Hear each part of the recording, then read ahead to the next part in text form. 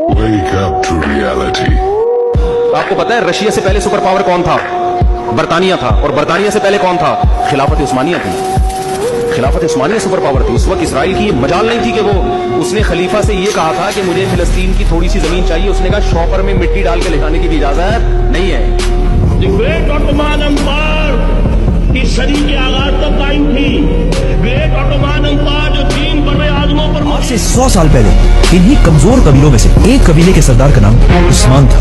उस्मान के बारे में तारीख में बहुत कम ऑथेंटिक बातें लिखी हैं। सिर्फ इतना पता है कि उनकी अनातोलिया टर्की में एक बहुत ही छोटे इलाके पर हुकूमत थी और आगे जाके उस्मान की औलाद ने आहिस्ता आहिस्ता इस पूरे इलाके को फतह कर लिया। ऑटोमन एम्पायर और बाकी इस्लामिक एम्पायर्स में बहुत बड़ा डिफरेंस था, क्योंकि बाकी इस्लामिक एम्पायर्स हमेशा आपस में लड़ते रहते थे, लेकिन ऑटोमन एम्पायर मुसलमानों को छोड़कर वेस्ट यूरोप की तरफ बढ़ने लगी और पहली दफा मुसलमान यूरोप को फतह करने लगे। और आखिर इसी उस्मानिया सल्तनत के एक बादशाह सुल्तान महमद फातेह ने कॉन्स्टेंटिनोपल को भी फतह कर लिया।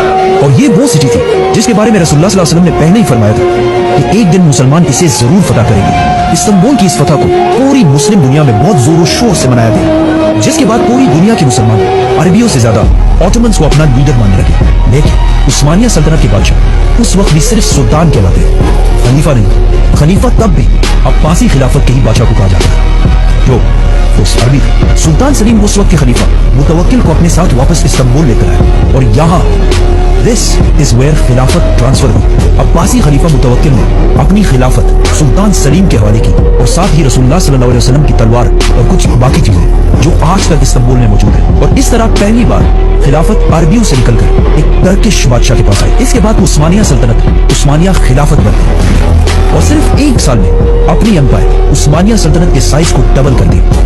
मतलब इस सारे इलाके को फतह कर लिया।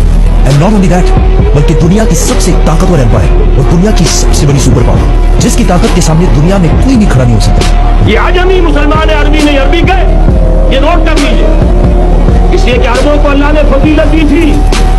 मोहम्मद उनमें से थे सल्लल्लाहु अलैहि वसल्लम, ये रुतबा बुलंद बिला जिनको मिल गया। लेकिन साथ ही अल्लाह ने धमकी भी दे दी थी सूरह मोहम्मद में, इन ततवल्लाओ यस्तब्दिल कौमन गैरकुम, अगर तुम पीठ दिखा दोगे उस मिशन को जो हमने तुम्हारे हवाले किया है, तुम्हें हटाएंगे, किसी और को ले आएंगे। और ये बात हो चुकी है 13वीं सदी ईस्वी में। 1258 में जब सुकूत बगदाद हुआ है, अरबों के हाथ से आलम इस्लाम की क़यादत छीन ली गई, मादूर कर दी। उसके बाद क़यादत किनके हाथों में आई? तुर्कों के हाथ। तुर्कान उस्मानी का तो कहना ही क्या है, वो एशिया माइनर से चलकर आपको मालूम है कि इस वक्त